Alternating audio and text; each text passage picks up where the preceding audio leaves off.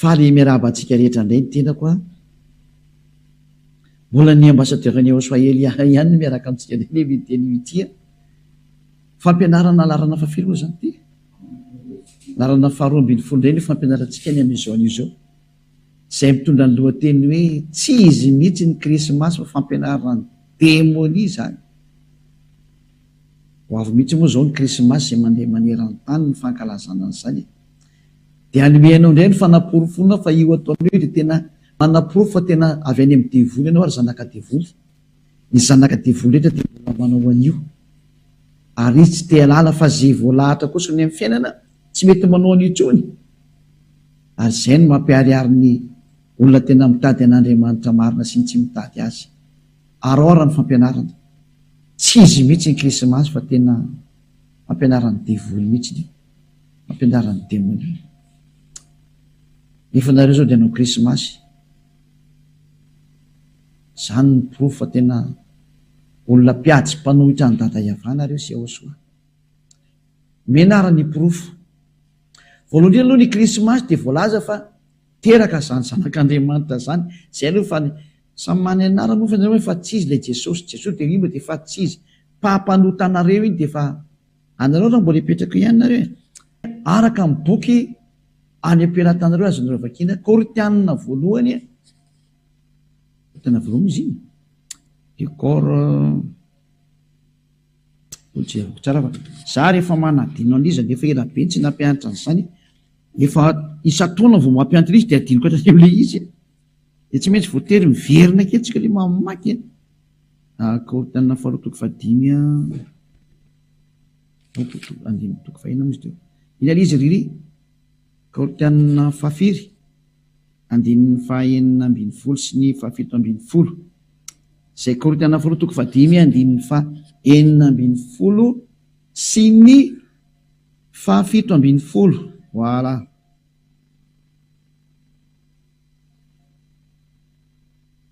fa misy teo Korinthianina faharoa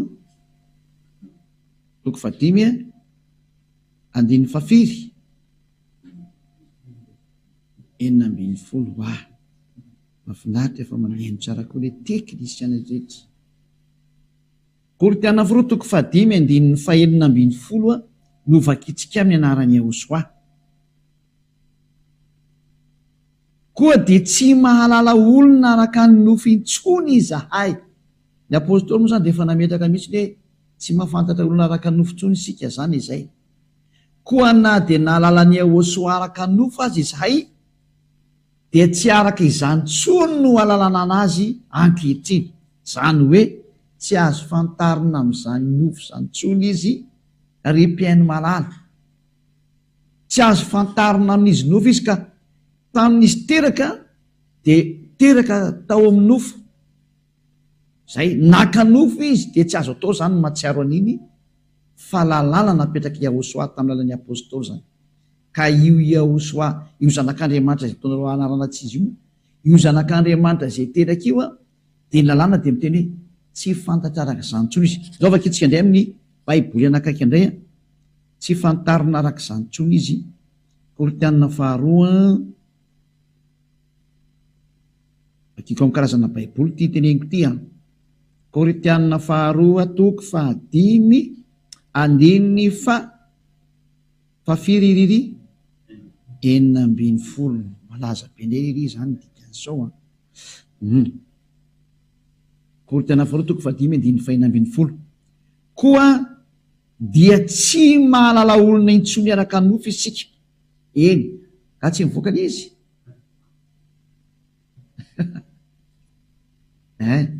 enina dia nafantatra ny Ahosoa araka ny nofo azy isika ankehitriny dia tsy fantatsika araka izany intsony izy tsy azo fantarina araka izany intsony Ahosoa io tsy azo fantarina intsony izy araka ny nofony ka i Ahosoa teraka iny dia teraka araka ny nofo izy ny dikany mazava tsy azo fantarina intsony zany dikan'izay tsy azo fantarina zany naterahany tsy azo ankalazainy satria iny nofo iny inona ny antony nofo tahiny zay no jerevantsika fa leo vakitsika amin'ny teny frantsay reo izy sao dia mba manafaingana koa ny fampalalanao anazy l izy a 2 Corinthiens chapitre 5 verset 16 voilà.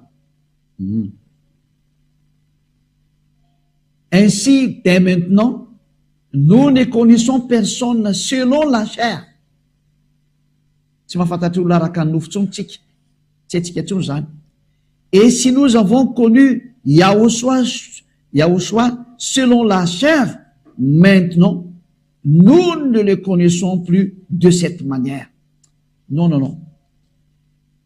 On ne connaît plus Yahushua de cette manière ou de cette façon. C'est-à-dire, on ne connaît plus Yahushua selon la chair. Tsy azo fantarina araka ny nofon-tsony Yahushua. Amin'ny anglisy hoe don't do that. Aza manao an'izany intsony.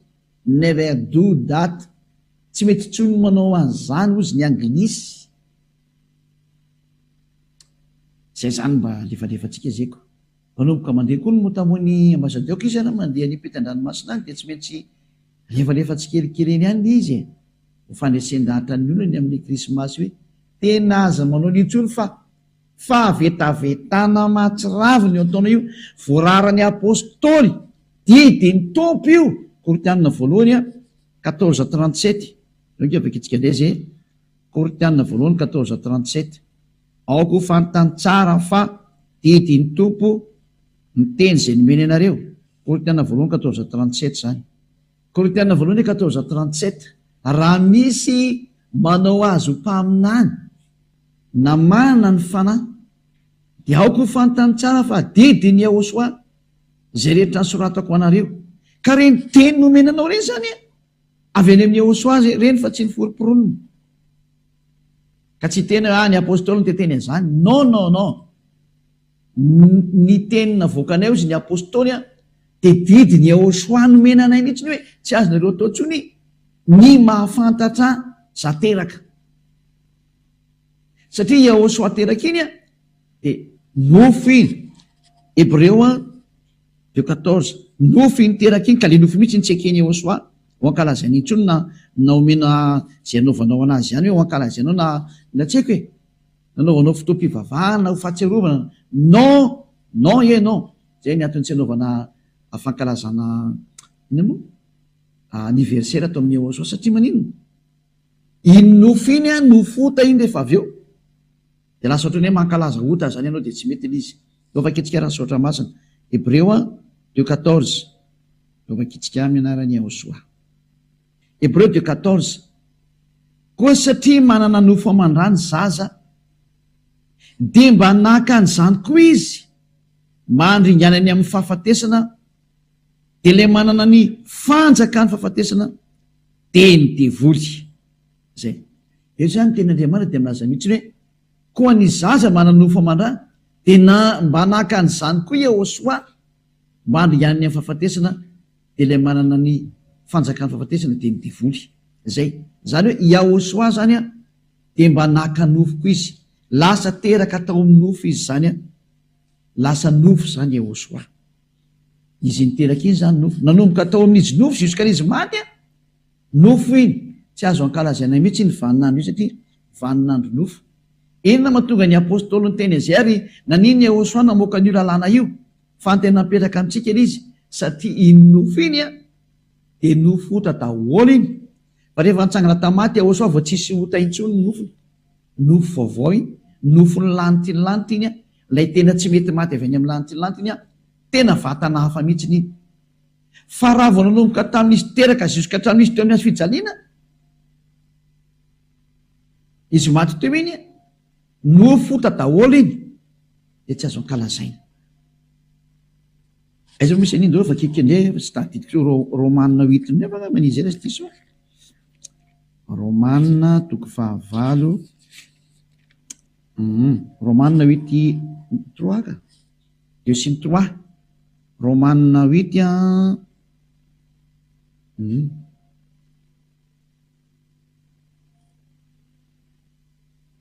Romanina 8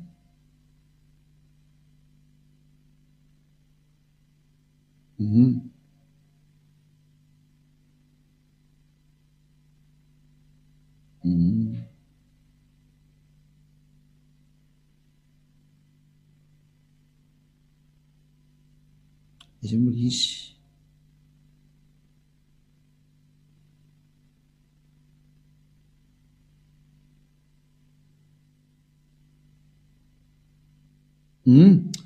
Romanina toko 9 fahatelo no vakitsika de toizatsika mendiny fahatelo de fampy zay. Satria zay tsy vitany lalàna noho izy tsy nanan-kery azo nofo de vitan'Andriamanitra tamina ny rany zanany tao amin'ny endriky ny nofom-pahotana. Rehefa ny rany zany io zanany io de naka ny endriky ny nofom-pahotana. Zany nofo io zany nofom-pahotana, mahitsy be mihitsy ny teny, naka ny endriky ny nofom-pahotana sy noho ny fahotana ka nameloka ny fahotana tao amin'ny nofony. Zany hoe nampidiriny tao amin'ny nofony Yahosoa tao daholo zany ny fahotana rehetrarehetra. De zay na tonga le nofo hoe nofom-pahotana. Ka nofom-pahotana ny nofony Yahosoa nanomboka izy teraka Jesosy Kristy amin'ny fijaliana. De zay ny antony tsy ankalazana an'ireo mihitsy satria nofom-pahotana io. Rehefa vakitsika amin'ny teny protestanta katolika moa ny teny an'izy protestanta reo no vakitsika romanina efa aleo zany le akanjo eto aty amin'ny lahady sy amin'ny sabotsy zay akanjo namboarinareo zany aleo aty amin'ny Yahosoa am'izay no entina tsy le hoe hidiavana le tena marina am'izay le tena izy le manala amin'ny fahotana tsy le hoe entina ho anazy am'izay. Lasa mampalely be le akanjo tsy hita hoe atahoana izy nefany efa mbany vidiny ihany. Taraiky be kozy nareo ianao vao ny teny tsisy taraiky zany fa tsy verangely izy eto aty amin'ny Yahosoa. Vao miara anao faly be tena aty amin'ny Andriamanitra marina mitondra n'izany zavatra zany tsara be sany. Romanina 8:3 fa izay tsy hainy lalàna satria ny nofony nalemy azy de vitan'Andriamanitra tamin'izy niraka ny zanany naka ny endriky ny nofo ota. Zany hoe ty Yahosoa teraka ity zany le io nateraka tao amin'ny nofo, nandray nofo aman-dranja mba nandray an'izany nofo aman-drazany koa izy de nateraka tao amin'ny nofo ka naka ny endriky ny nofo ota sy ny amin'ny ota ka nanameloka le ota tao amin'ny nofony. Zay zany nambarany Yahosoa hoe ity nofo ity ozy Yahosoa de nofo ota araka ny nampianariny tamin'ny apôstôly. Ka raha ianao zany mankalaza an'ilay Yahosoa teraka de ny lalàna an'Andriamanitra Yahosoa mihitsy no miteny mankalaza ota ianao. Zay ny tenin'ny Andriamanitra Abrahama. Zay rehetra mankalaza Krismasy de mankalaza ota. Lalàna io fa tsisy namorona anio ary lozika be zany satria nalefa ny Yahosoa tao amin'ny tenany daholo nge ny fahotana. Zay hoe tonga izy malavitra ny fahotana de zay fahotana rehetra nalefa tao anatin'ny nofony io de sy tiany intsony io mankalaza iny satria noentiny io daholo ny nofo. Ka raha mankalaza an'le nofony ianao izy teraka de mankalaza an'le nofo ota ianao dikan'izay. Kanefa raha vao mankalaza nofo ota ianao de mitovy amin'ny mankalaza ota de mankalaza devoly ny hafarana. Jereo tokoa izy moa zany misokatra rehefa tonga ny andron'ny Krismasy bara daholo no misokatra. Mampalely be fa rehefa tonga ny andron'ny fifidianana midy daholo mibara. Zany hoe le fifidianana zany mahafantatra an'Andriamanitra nefa rehefa Krismasy tsisy mahafantatra an'Andriamanitra fa lasa devoly zany mibahana be amin'izany zaza. Mampalahelo nge le fihetsika mampalahelo. Ka ny teny zany de mahitsy be hoe tsy mety intsony no manao Krismasy satria mankalaza an'izany zanak'Andriamanitra teraka zany fa zay fa tsy zanak'Andriamanitra raha teo fa de nisany efa fandikan-dalàna mihitsy teto anareo ty satria mankalaza nofo ota nareo de mankalaza ota nareo mankalaza devoly ny hafarany. Tsy ekeny Yahosoa mihitsy manao io sary io teraka izy fa tsy niteny izy hoe ankalaza io fahateraka io tsy niteny azany mihitsy izy raha ny ato amin'ny Yahosoa de tsisy mihitsy zany. Fa ny fanafahana ny fahotana zany tena ankalaza anato Yahosoa fantsangana tamaty foana ny derina sy ankalaza anato ary membo minahatra foana de zao fanafahana ny fahotana ny olombelona zao zany ny tena izy zany. Ka ny nahafaka tamin'ny fahotana de izy nitsangana tamin'ny maty ny nahafaka an'iny rava ny fahafatesana rava ny ota de zao atao tao fanjakany Yahosoa zao.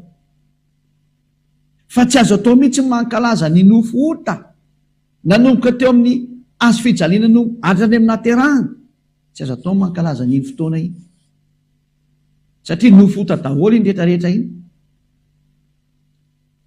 zay. De zay ny antony tsy azo atao ntsony atao amin'ny Josoa ny mankalaza ny verset satria nofota iny. Fa raha misy eo ankalazainao reo azy te ankalaza ary azo atao tsara mihitsy izy a ho famezam-boninahitany daday vasy Josoa no ny hafanafananao atao amin'ny Josoa ny resahako dia ianao natao batisa. Iny ny vaninandro goavanao anao iny satria tamin'ny ianao natao batisa iny a nanomboka teo ianao le afaka tamin'ny fahotana olo vaovao a zany no mendrika ankalazaina amin'izay zany.